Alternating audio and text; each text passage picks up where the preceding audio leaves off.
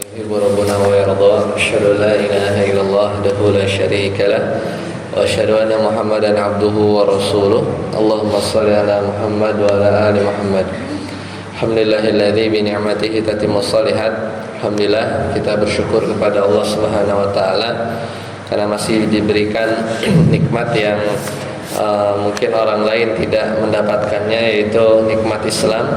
Dan Allah memilih kita untuk masih tetap beragama Islam dan memberikan taufik serta hidayah sehingga kita masih istiqomah dalam menjalankan amalan-amalan soleh, dari berpindah dari amalan soleh yang satu kepada amalan soleh yang lain. Kemudian kembali kita melanjutkan tentang pembahasan tarjih dari kitabus shalah. Dan sekarang kemarin atau tanggal 10 November ya kita terakhir bertemu. Maka sekarang 1 Desember ya, sekarang sudah ganti bulan, 1 Desember kita melanjutkan. Sebelumnya kita sudah bahas tentang ruku. Nah, sekarang kita coba akan bahas gerakan-gerakan selanjutnya. Nah, setelah ruku ya, dari bacaan-bacaan yang panjang atau bervariasi yang sempat kita bahas, setelah itu kita masuk ke gerakan selanjutnya. Setelah ruku apa? I'tidal.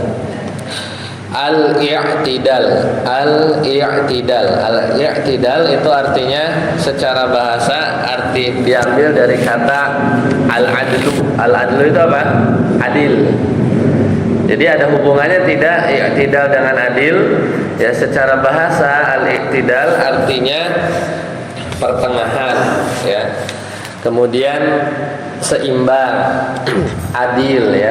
Itulah diantara makna-makna bahasa dari kata i'tidal. Dan Nabi SAW pernah menyuruh kita untuk i'tidal.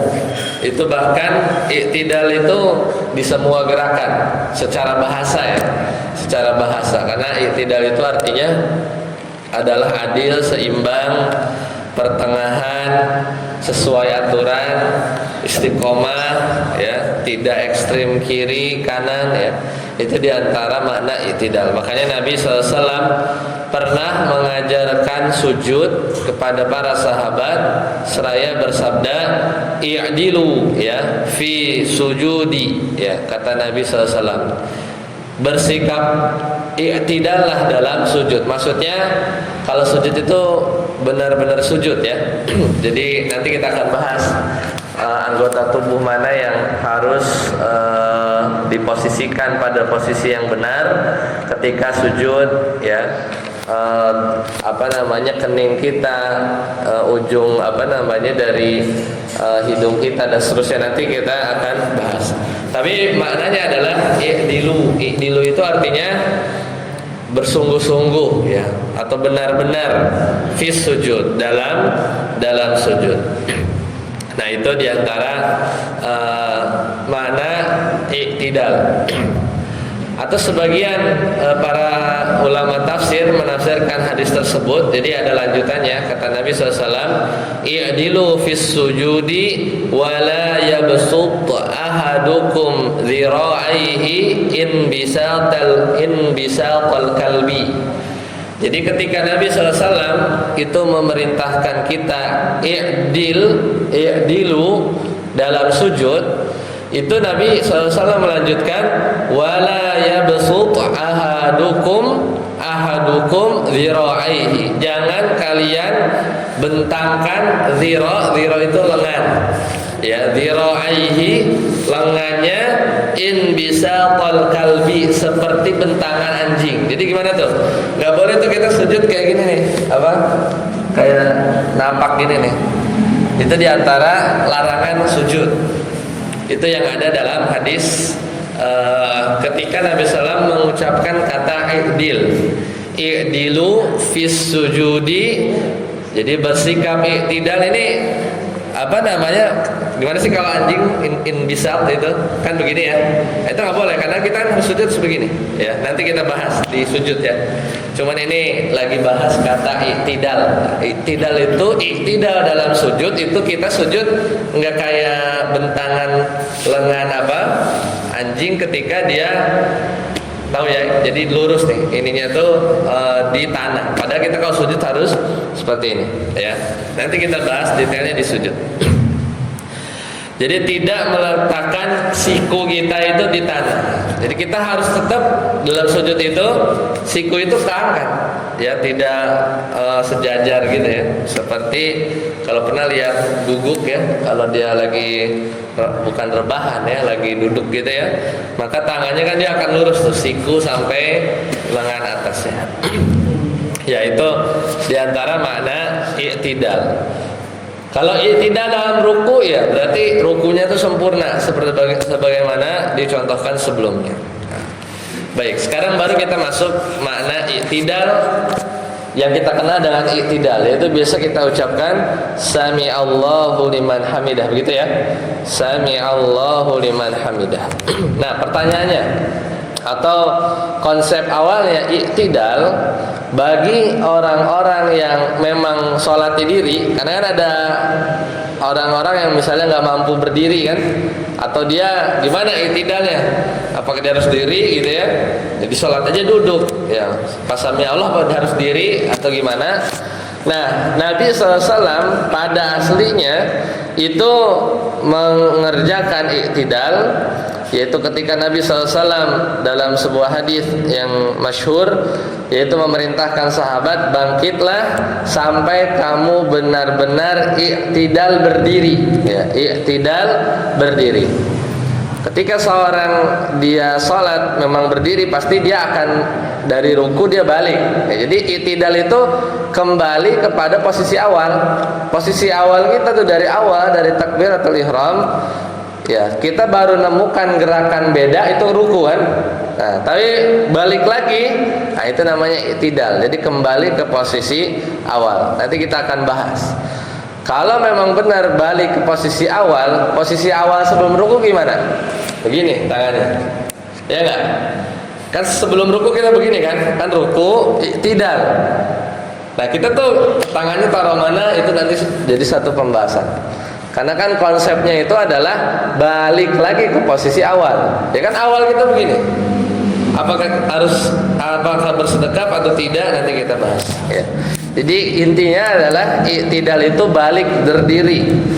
Jadi nggak boleh i'tidal itu masih harga miring-miring gitu, ntar bedain sama ruku gimana, ya kan? Paham?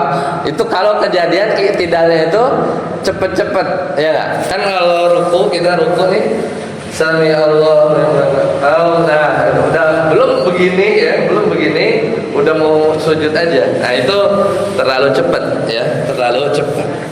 Bahkan berlama-lama dalam i'tidal itu adalah sunnah yang sunnah yang terlupakan ya.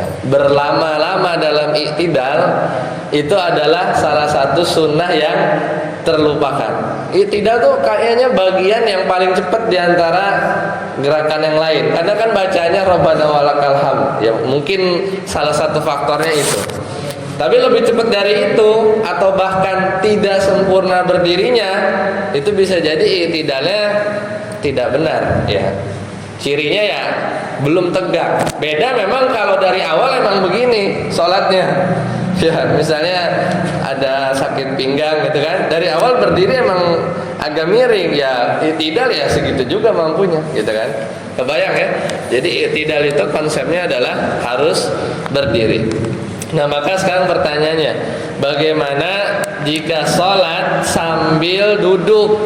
Ya, maka bagaimana ada ya jika seorang itu sholat sambil duduk, atau orang yang memang bungkuk, ya, seperti nenek saya di Bandung itu nggak bisa itu, dirinya itu kayak ruku, ya, gimana rukunya?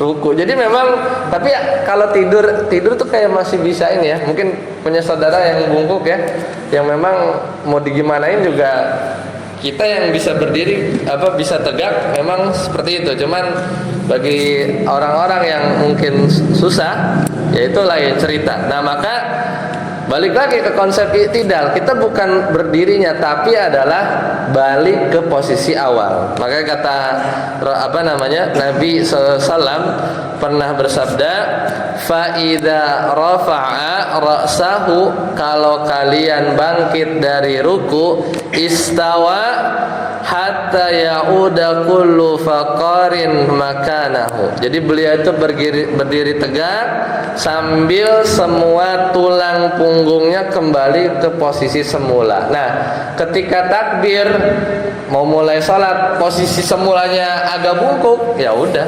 i'tidalnya di situ maksimal. Ya, i'tidalnya itu adalah maksimal sebagaimana dia posisi sebelum awal ruku. Ya, itu jawabannya. Kalau duduk gimana? Duduk kan ruku agak turunin dikit kan? Berarti i'tidalnya gimana? Ya pas lagi begini gitu kan. Kalau memang kakinya lagi kesleo atau mungkin patah atau yang lain, bisa diatur ya. Bukannya pas i'tidal tiba-tiba dia diri, awalnya juga duduk gitu kan. Jadi konsepnya adalah kembali ke posisi awal. Paham ya? Sekarang ketika kita dari ruku mau i'tidal, perlu tidak kita angkat tangan ya, mengangkat tangan? Perlu tidak? Ruku sami Allahu liman, ada tangannya enggak gerak? Ya. Kita lihat keterangan dari Ibnu Umar ya. Ibnu Umar berarti siapa? Anaknya Umar. Namanya juga Ibnu Umar ya. Nama aslinya Abdullah Ibnu Umar.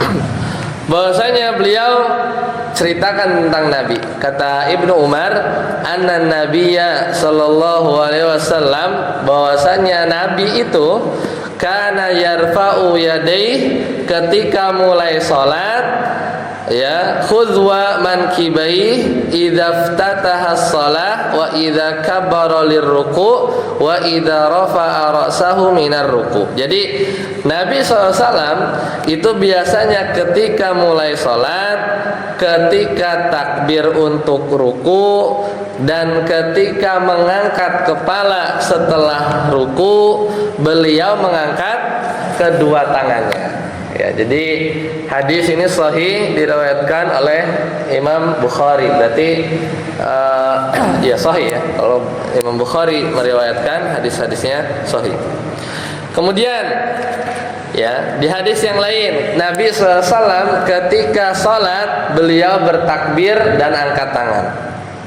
Ketika hendak ruku beliau mengangkat kedua tangan. Kita ngomongin angkat tangannya ya. Dan ketika mengangkat kepalanya berarti itu i'tidal. Jadi kalau dalam hadis-hadis di kitab sholat, i'tidal itu kemudian i'tidal enggak, tapi bahasanya kemudian mengangkat kepalanya itu. Jadi dari ruku mengangkat kepalanya, biasanya itu maksudnya adalah i'tidal. Maka beliau mengangkat tangan ya, mengangkat tangan. Jadi kesimpulannya gimana? Ketika kita i'tidal, apapun posisi kita awal sholat duduk, sholat berdiri ya, sholat apa lagi? Tiduran gimana tiduran? Tiduran itu rukunya juga mungkin hanya bisa gerakin leher ya, atau bahkan nggak bisa gerakin sama sekali ya, lewat isyarat. Itu di luar hal kebiasaan normal. Nah, ketika kita angkat tangan, maka kita diharuskan membaca apa? Ada dua. Para ulama sebutkan yang pertama, bagian pertama namanya tasmi', ya, namanya tasmi', yaitu apa? Sami'allahu liman hamidah. Itu namanya tasmi'. Nanti kita bahas makna dibalik doa itu. Kemudian yang kedua, bacaan ketika i'tidal itu adalah tahmid. Yang kedua. Jadi bagian pertama namanya tasmi', adalah bacaan sami'allahu liman hamidah. Kemudian yang kedua adalah tahmid, yaitu yang paling singkat apa? Rabbana walakal hamd. Rabbana walakal hamd.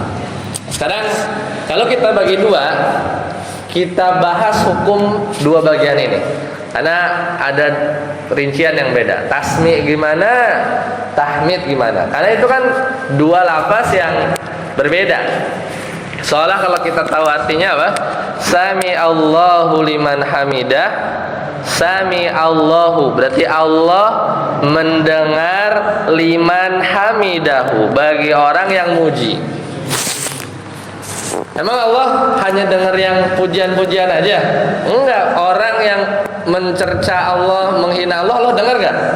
Dengar juga, ya. Tapi di sini nanti kita bahas konteksnya. Kenapa Allah, ya kita harus bilang Sami Allahu liman hamidah. Kemudian seolah kita jawab, Rabbana walakal hamdu.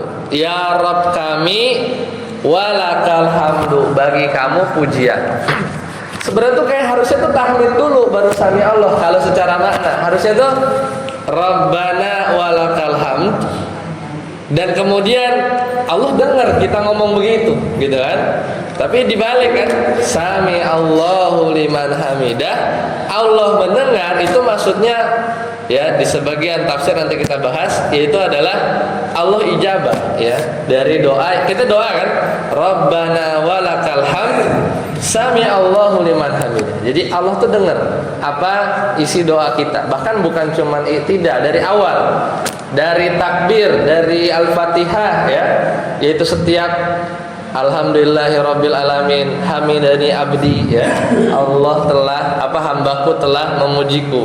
Jadi memang posisi kita sholat itu seperti kita berbicara, ya, berbicara kepada Allah, dan Allah merespon, ya, dalam yang sebagaimana disebutkan dalam hadis-hadisnya.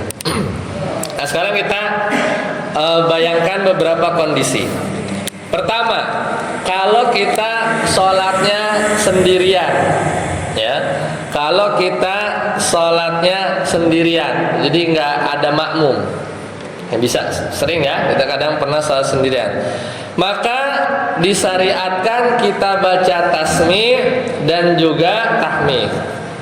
Sendirian nih sholatnya, berarti ya sami Allahu liman hamidah. Kemudian kita juga bilang juga tahmid Rabbana walakal hamd. Paham, ya? Ini yang pertama.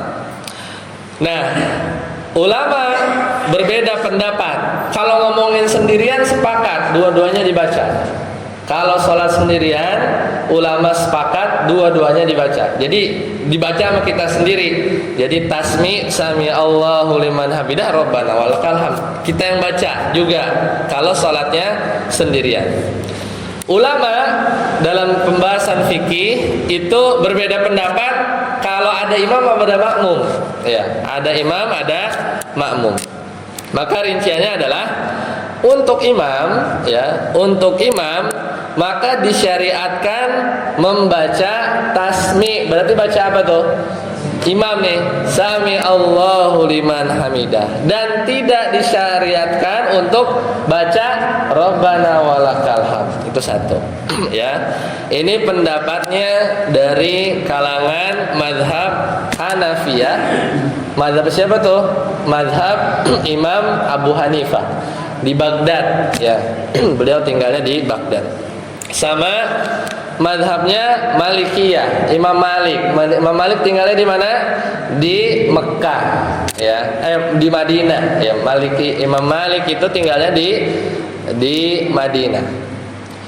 Imam Abu Hanifah, Imam Malik, ya, dua-duanya ini gurunya Imam Syafi'i. Jadi imam empat mazhab itu sebenarnya secara keilmuan tuh saling bergantung. Jadi Imam Syafi'i belajar ke Imam Malik.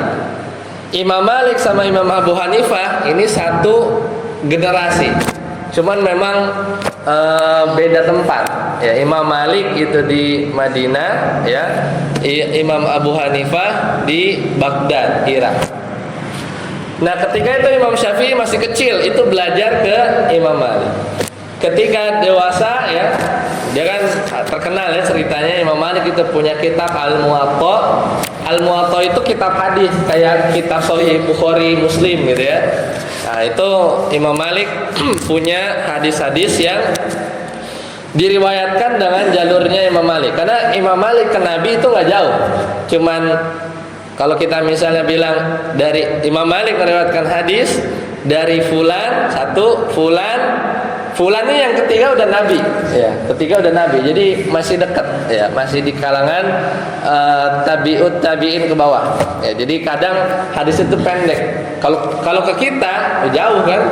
Atau seenggaknya berhenti di Imam Bukhari saja, hadis itu harus ngelewatin beberapa generasi sampai sanadnya tersambung kepada Nabi. Nah, Imam Syafi'i ketika sudah besar itu beliau berguru juga kepada bukan Imam Abu Hanifah di Baghdad, tapi muridnya Imam Abu Hanifah. Jadi kalau boleh dibilang Imam Syafi'i ini belajar ke Imam Malik, belajar juga ke murid senior dari Imam Abu Hanifah. Keren ya tuh. Jadi menggabungkan dua, ya. Imam Malik ini ahli hadis, Imam Abu Hanifah ini ahli takwil atau ijtihad. Karena bayangkan sekarang baca hadis nggak tinggal Google ya. Dulu hadis kumpulnya banyak di Mekah Madinah. Sedangkan hadis sampai di Baghdad itu sedikit yang sampai sana. Makanya beliau lebih kuat dari sisi akal. Nah, muncul ya di antara murid Imam Syafi'i adalah Imam Ahmad bin Hanbal. Jadi Imam Malik, Imam Abu Hanifah, Imam Syafi'i pernah belajar ke Imam Malik, Imam Syafi'i pernah belajar ke murid seniornya Imam Abu Hanifah, Imam Ahmad bin Hanbal belajarnya ke Imam Syafi'i. Ya, jadi sekarang kok beda? Ada empat mazhab ya. Itu tergantung bagaimana murid-murid mereka menyebarkan, menuliskan pendapat-pendapat fikih. Nah, sekali lagi balik lagi ke tadi, yang berpendapat bahwa imam itu hanya baca tasmi' saja, tidak perlu baca Rabbana walakal hamd, menurut siapa? Pendapatnya Imam Malik dan Imam Hanafi. Ya. Adapun menurut pendapat Imam Syafi'i tadi tuh, Imam Syafi'i dan Imam Ahmad, muridnya Imam Syafi'i ya, atau mazhab Syafi'iyah atau mazhab Hambali ya, terkenal, itu berpendapat bahwa mau imam itu tetap baca dua-duanya. Jadi tasmi' Rabbana sami Allahu liman hamidah dia baca, kemudian Rabbana walakal hamdu. Dan ini kalau dari versi tarjih adalah yang mendekati kebenaran. Ya, jadi yang dipilih yang namanya juga tarjih. Tarjih itu apa? Merojihkan. Jadi dari sekian pendapat mana yang dianggap paling benar, ya, dari paling benar. Berarti gimana simpulannya? Imam baca dua-duanya juga. Ya udah, tinggal baca aja kan, Rabbana walakal hamdu. Nah, ini berdasarkan hadis ya dari Abu Hurairah. Jadi jangan heran ya, Abu Hurairah itu ahlu suffah, tinggal di pelataran Masjid Nabawi. Jadi pasti sering dengar, sering lihat ya Nabi gimana sholat. Maka kata Abu Hurairah radhiyallahu anhu, beliau cerita, kana Nabi sallallahu alaihi wasallam idza qala, ketika Nabi mengucapkan sami Allahu liman hamidah, qala, kemudian Nabi juga bilang, dan Nabi jadi imam nih. Kemudian Nabi bilang, Allahumma Rabbana walakal hamd. Itu teksnya. Hadis ini sahih, diriwayatkan oleh Imam Bukhari dan Imam Ahmad. Baik, itu kita ngomongin apa? Imam. Sekarang makmum gimana makmum? Ya. Makmum berarti kan dengar ya. Dengar imam bilang sami Allahu liman hamidah. Maka makmum disyariatkan untuk membaca tahmid, yaitu yang Rabbana atau Allahumma Rabbana walakal hamdu. Tidak perlu baca sami Allahu liman hamidah. Jadi artinya Kalau imam dengar makmum dengar imam sami Allahu liman hamidah, itu kita lagi ruku nih jadi makmum. Itu kita pas bangun Rabbana walakal hamd. Gitu ya. Itu bagi makmum. Dan ini pendapat jumhur. Jumhur tuh gampangannya kalau mazhabnya ada 4, itu 75% bilang begitu ya, 75% bilang begitu. Dan memang benar, yang berpendapat bahwa makmum itu cuma baca Allahumma rabbana walakal hamd, itu Imam Hanafi bilang begitu ya. Di mazhab Imam Maliki iya, di mazhab Hambali iya. Jadi bacanya apa? Allahumma rabbana walakal hamd. Dan kalau nonton siaran Mekah Madinah di YouTube, coba lihat ya, di mana makmum di belakang imam tuh kalau bangkit dia baca sami Allah enggak. Dan itu yang dipraktekkan. Itu yang dipraktekkan, yang disaksikan di Masjidil Haram, yaitu di Mekah, dan di Masjid Nabawi ya. Jadi kita ambil pendapat itu. Jadi makmum Allahumma rabbana walakal hamd, itu jumhur ya, itu jumhur. Tapi kalau makmum baca tasmi dan tahmid juga boleh nggak? Kita bangkit sami Allahu liman hamidah, Rabbana walakal hamd. Boleh nggak? Boleh. Ini pendapat di kalangan mazhab Syafi'i ya. Kawan-kawan misalnya di NU ya, itu dua-duanya, mau imam kan mau makmum baca dua-duanya, tasmi, tahmid, seperti itu. Ya, itu perbedaan antara imam dan makmum. Nah, di sini ya, kalau tadi kita berbicara jumhur ya. Jumhur itu berarti mayoritas. Tapi dari sisi tarjih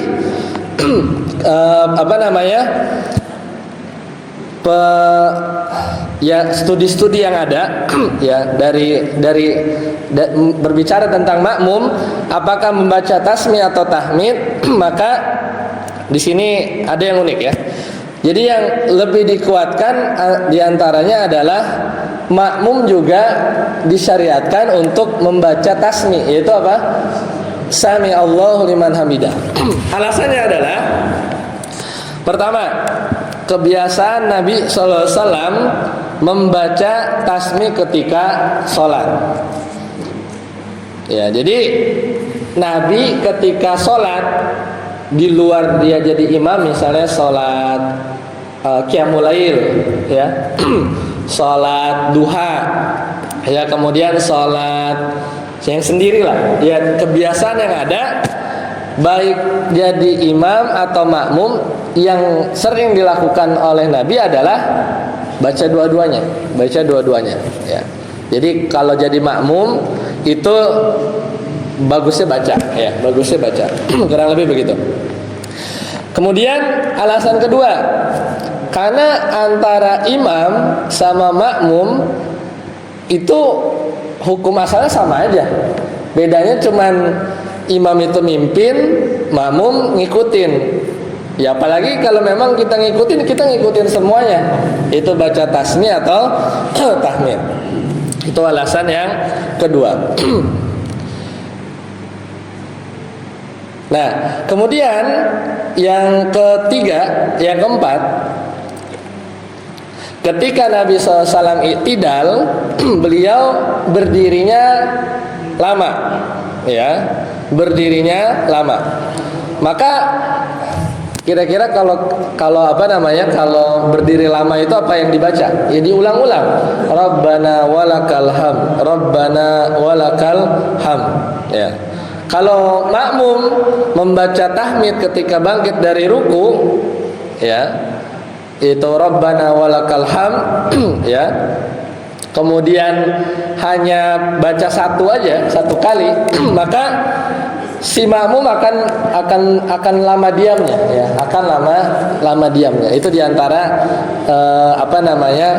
ya, pendapat yang menunjukkan bahwa makmum juga baca dua-duanya. Ya, makmum baca dua-duanya. Dipahami ya?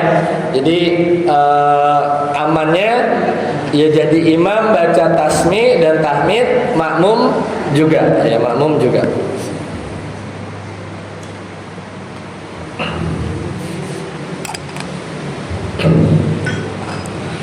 Nah, selanjutnya, ketika kita selesai baca atau di awal bangkit, nah ini tadi yang muncul pertanyaan, posisi tangan kita gimana? Ya, apakah sami Allahu liman hamidah begini ya, balik lagi kan? Di awal sebelum ruku kan begini.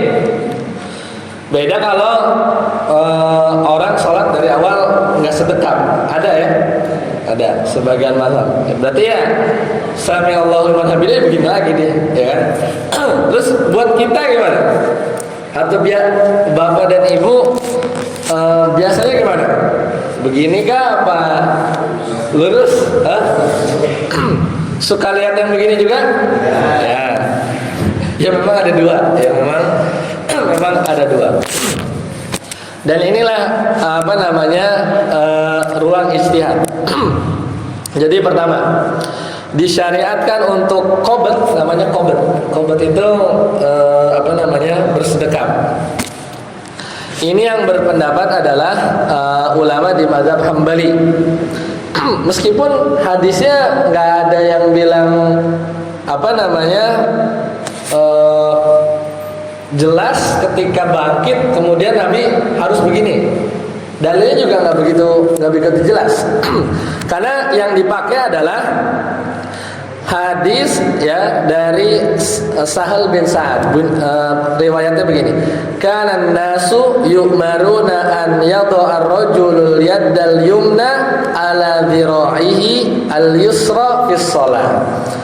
Yaitu manusia diperintahkan agar orang yang sholat meletakkan tangan kanan di atas tangan kirinya. Udah gitu doang riwayatnya. Itu ngomongin iktidal apa ngomongin lagi bukan iktidal kan nggak tahu. Tapi hadis ini umum. Ya, dan mereka memahami hadis yang umum ini itu bisa diaplikasikan buat iktidal atau enggak gitu. Jadi pakai hadisnya itu umum. Ya, itu satu. Kalau yang berpendapat tadi kalau gini namanya qobat. Kalau enggak enggak sedekap namanya irsal. Itu tangannya lurus aja gitu. Namanya irsal. Dan ini pendapat jumhur. Jadi kalau ibaratnya voting ya, itu 75% ke atas itu jumhur. Jadi dari 4 mazhab 3 itu bilang begitu. Nah, ya kan namanya juga ruang ijtihad ya. Jumhur ya, Imam Maliki, Imam Hanafi ya, Imam Syafi'i itu bilang nggak bersedekah. Tapi dalilnya kita lihat. Yaitu Nabi SAW ketika mengucapkan falamma qala sami Allahu liman hamidah rafa'a yadayhi, yaitu beliau mengangkat tangan. Ini udah dibahas tadi kan, ngangkat tangan apa enggak, itu ngangkat tadi di awal kan. Yang jadi pertanyaan ini abis ngangkat bagaimana, gini terus gini apa begini kan, itu yang dibahas. Falamma sajada baina kaffaihi. Kemudian jadi ketika beliau mengatakan sami Allahu liman hamidah, dalam hadis ini cuma bilang Nabi ngangkat tangan, tapi nggak ngasih tahu habis ngangkat tangan itu gimana. Lanjutannya falamma sajada, kemudian ketika beliau sujud sajada baina kaffaihi, kemudian begini. Jadi ada yang hilang juga, nggak ngasih tahu habis itu taruh mana ya. Nah, bagi ulama jumhur ya, mayoritas ulama menggunakan hadis ini bahwa Nabi nggak bersedekap. Seandainya Nabi bersedekap, pasti Nabi bilang. Setelah itu taruh tangan kanan di atas tangan kiri. Kebayang kan rumitnya kenapa bisa beda? Kalau hadisnya juga terbatas, ya kan? hadis yang awal yang bilang begini pakai hadis umum, kalau sholat taruh tangan kanan di atas tangan kiri, kan ngomongin tidak apa enggak? Ya. Yang bilang enggak sedekap juga pakai hadis yang cuman bilang kalau Nabi sami Allahu liman hamidah angkat tangan, kemudian Nabi sujud lah. Masa begini, ya kan? Nah dari sini dipahami bahwa enggak sedekap, ya, tidak sedekap. Karena kalau seandainya sedekap, Nabi akan kasih tahu setelah angkat tangan, taruhlah tangan kananmu di atas tangan kiri. Kurang lebih begitu, ya, pemahaman para ulama. Maka di pendapat yang ketiga, dan ini pendapatnya Imam Ahmad. Imam Ahmad kebayang tadi Imam Malik, Imam Hanafi di Baghdad, punya murid Imam Syafi'i. Muridnya Imam Syafi'i siapa? Imam Ahmad. Imam Ahmad berpendapat boleh dua-duanya. Imam Ahmad berpendapat boleh dua-duanya. Kenapa Imam Ahmad bilang begitu? Karena yang bilang bersedekap juga dalilnya umum, ya. Yang bilang tidak bersedekap juga pakai dalil yang tidak begitu jelas, ya. Karena memang terbatas riwayatnya. Wallahu a'lam. Dan yang pendapat ketiga ini adalah yang dirojihkan. Jadi kalau pendapat ketiga dirojihkan berarti apa? Boleh begini, boleh begitu, ya. Jadi itu kesimpulannya. Terakhir, sebelum kita tutup, yaitu i'tidal adalah sunnah. Memperlama i'tidal adalah sunnah yang hilang. Karena Nabi SAW, anna Rasulullah SAW kana ruku'uhu, ketika beliau ruku, wa idza rafa'a rasahu, ketika bangkit minar ruku, wa sujuduhu, dan ketika sujud beliau, wa baina sajdatain, ketika duduk di antara dua sujud, qoriban minas sawa, itu sama durasinya.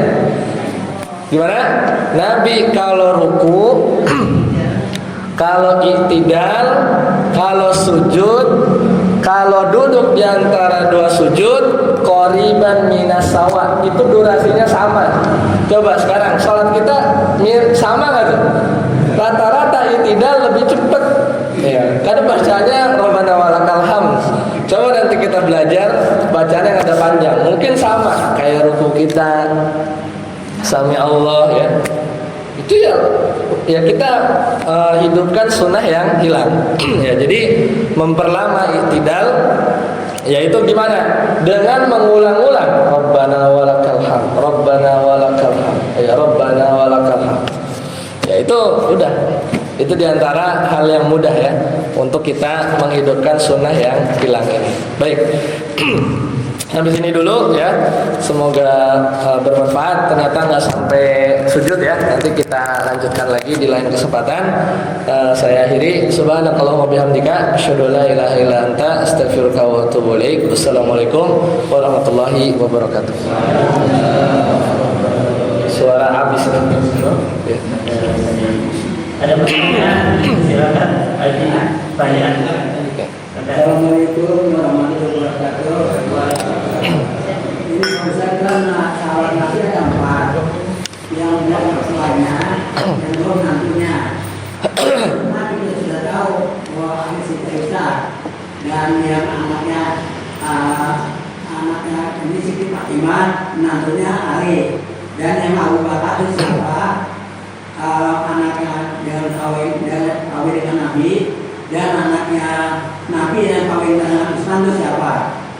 Yang kedua pertanyaannya, sekarang kan sudah mulai akhir, besok bulan Rajab, banyak di bulan Rajab itu banyak dianjurkan tidak benar, dan termasuk mulai bulan Rajab. Assalamualaikum warahmatullahi wabarakatuh. Ya. Bismillah. Wassalatu wassalamu ala Rasulillah. Jadi yang pertama Fatimah tadi dengan Ali, ya. Kemudian tadi kalau Abu Bakar, ya, itu punya anak, ya, di antara Aisyah, ya, Aisyah yang nikah dengan Nabi, ya. Apa? Anak Umar kecil Aisyah. Aisyah anaknya Abu Bakar. Abu Bakar, anak Abu Bakar. Ya. Kemudian yang dinikahkan dengan anaknya Nabi dua, tapi nggak berbarengan ya, yaitu Utsman. Yaitu makanya dikenal dengan sebutan Dzunurain. Ya, Utsman itu dikenal dengan julukan dua pemilik cahaya, karena ketika beliau nikah dengan Ummu Kulsum, ya kemudian meninggal, kemudian digantikan dengan anak Nabi yang lain. Kemudian yang kedua tentang Rajab, berpuasa secara umum ya memang dianjurkan karena buat latihan ya. Karena kita sekarang kurang lebih mungkin 90 sekian hari lah ya menuju Ramadan. Ya di situ ada keutamaannya dan untuk pembiasaan ya, untuk pembiasaan. Nah, cuman biasanya untuk ada beberapa mungkin hadis-hadis yang sebagian ulama memandangnya lemah itu pada mungkin amalan-amalan yang ya kadang biasa dilakukan. Dari situ memang sebagian ulama mengkritik ya ada beberapa ibadah-ibadah yang Nabi dulu tidak pernah mengerjakan. Cuman kalau berbicara puasa, iya ya Nabi memperbanyak puasa di bulan-bulan sebelum Ramadan tiba ya. Karena bahkan jauh sebelum itu untuk mempersiapkan datangnya Ramadan. Wallahu a'lam bishawab. Jadi kalau bulan Rajab ini masuk dalam bahaya apa? Oh, jadwal bulannya. Bulan Rajab ini besok mulainya kan kita sudah mulai dianjurkan untuk mulai puasa sunat. Kapan masuk tanggal 1 Rajab? Oh, hari apa? Ya. Kalau 1-2 hari lagi lah. Kalau 1-2 hari lagi. Sekarang kan akhir 29 ya. 29.30 ya kan? 29 kan bulan Hijriah. Rajab ya. Januari atau Februari. Iya, 2 Januari. 1-2 Januari. Rajab kan? Iya. 13 Januari kan? Di Islamic Faith. Oh iya benar, betul. 13-an. 13 Januari. 13 Januari. Ya, 13 Januari itu jatuhnya berarti kalau di sini maghribnya ya, maghrib tanggal 12-nya Jumat maghrib. Nah itu udah masuk. Kalau maghrib bulannya